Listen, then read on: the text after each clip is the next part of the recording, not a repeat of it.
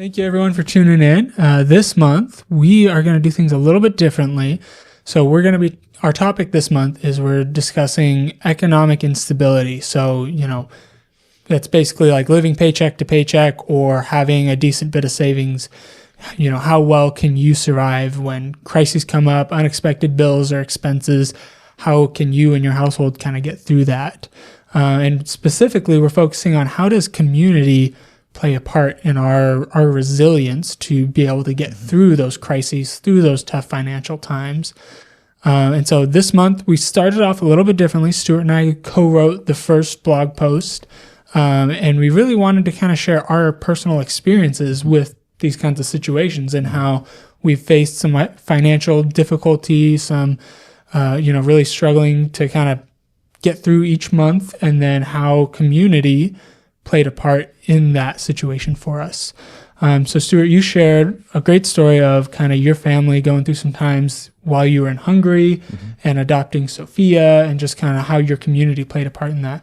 But, could you tell me maybe a specific memory you have of that time, a specific event during that time period that you really felt like you saw how your community kind of came through? Yeah, so in my blog post, I go briefly into our experience of our adoption of Sophia and shared a little bit about kind of our economic status and position, which was pretty minimal, to say the least. Yeah. But really, and I focused on a few other stories and a couple that really helped us through the adoption process. And first, I guess the thing that's important to me to share was that Lily and Tomka, who had helped us with the adoption process, they helped us through every piece and every facet through it. They're just the gentlest, kindest individuals. We love them to pieces. Still chat with them from time to time while we're now back in the States. But I remember there were so many instances and so many times through that process, about a 9-month process in total for us to adopt, where we almost lost Sophia, in the sense of her being reclaimed by the state, or us as American citizens living in Hungary being deported. Wow.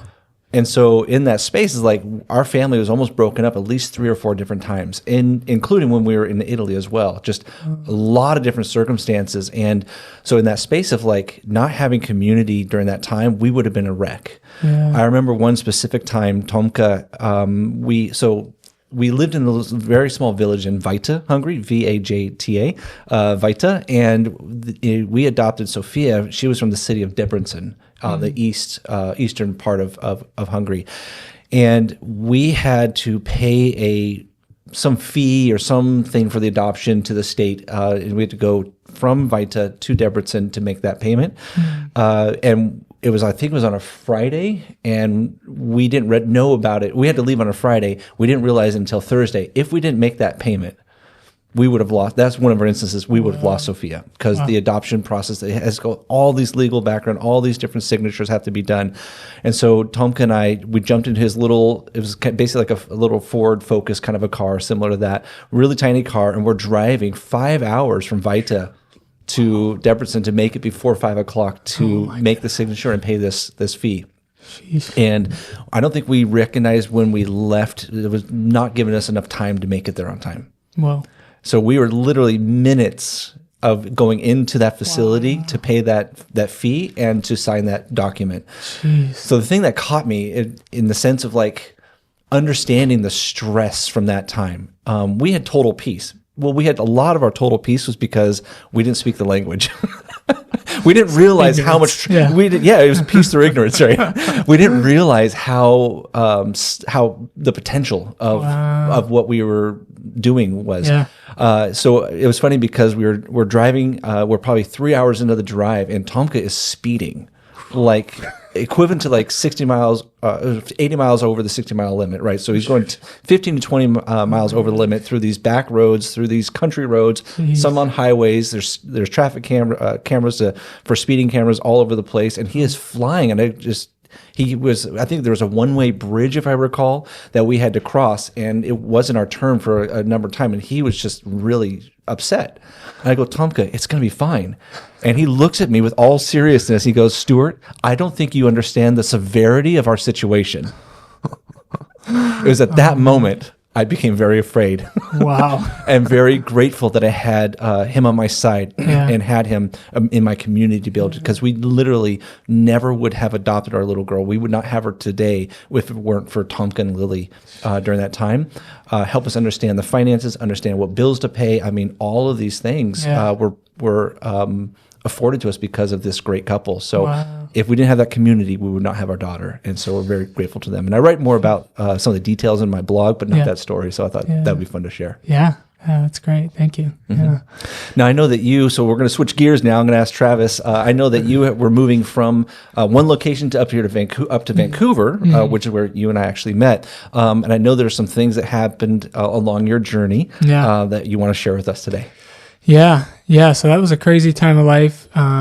We'd been living in Virginia for a number of years, got married there. So kind of our whole married and most of our adult life was spent on the East Coast. And moving out here, we were excited. We were excited to be closer to family and visit them. A lot of family we hadn't even seen since we'd been living out there because we really only made one trip back to see our family after we moved to the East Coast. And so we were stoked to be able to be closer to them, to see them. We were excited for what this new season of life was going to bring.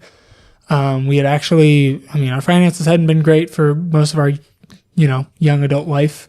But we had finally actually saved up a pretty decent sum of money. And so we were moving out and I didn't have a job yet. I knew I was going to school and I knew I was going to get some benefits through the VA for that would help us out financially. But outside of that, I was kind of a lot of things up in the air. We didn't know. We managed to secure a place to live before we came out. We didn't get a chance to see it. So we didn't, we could look at stuff on Google Maps and look at the pictures and have some idea, but we didn't really know what it was going to be like until we got here. And so it was all kind of unknown. But we were excited. We were really excited and we had some trust, we knew that God was going to provide. And so we moved out here and man, those first few months were like, at first it was really great and we thought this is awesome.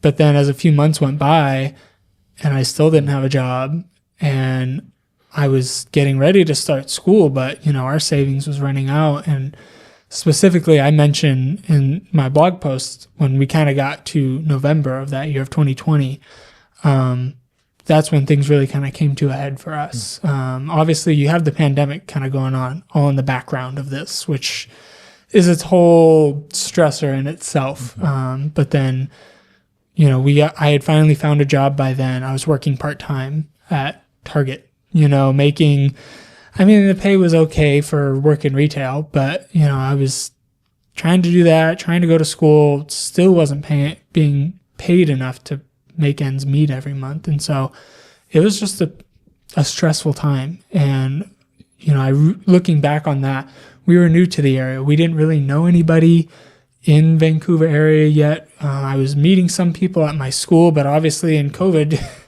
there's only so much you can do to meet people. We had started attending a large church there in Vancouver. And even there, it was like, there weren't a whole lot of ways to really meet and get in touch with people. I think I remember going up asking for prayer one Sunday, and I still laugh about it because I asked for prayer because I was saying, we're owed some money that, I should be expecting soon, but I don't know when we're going to get it. It's kind of stressful. And my wife, Carmen, she asked me afterwards, like, that sounds super ominous. Like you're like in the mob or something. Some guy owes you money. It was about like our unemployment. And I don't know why I was so vague about it at the time, asking the prayer requests, but they're spiritual. But yeah, I see how much having a community around us could have helped me in finding a job that actually maybe suited my schedule and our financial needs a little better. Having a community could have helped us know how to, find support in paying these bills and things like that and getting us through and not having to spend all our savings and max out our credit card to the point until finally our benefits came through. It was kind of a waiting thing. And God really showed up in that too, and cared for us in that. But then even like my unemployment benefits, I waited 6 months to get those. And it wasn't until I actually reached out to our local state representative and said, hi, I'm a veteran and I applied for unemployment months ago and it's still pending and waiting and I'm getting the same runaround every time I call. And they actually reached out, and within a month it was resolved, and I got a whole bunch of back pay, and it was like things were going better. But I had to rely a lot on like the institutions that were set up, and I'm thankful for that. But like, how much smoother would it have been had there been community to even just walk me through some of these processes and stuff. So yeah, that was kind of my story I shared, and it was a wild roller coaster, and I thank God we got through it. And I learned a lot from it, and especially my need for community supporting us. So thanks for watching. If you enjoyed the content of this video, please like, subscribe, and share with a friend or family member. Don't forget to leave your thoughts on this topic in the comment section below. And to learn more about this blog, go read our blog posts, read other blog posts, click on the links in the description below. Thanks and have a great week.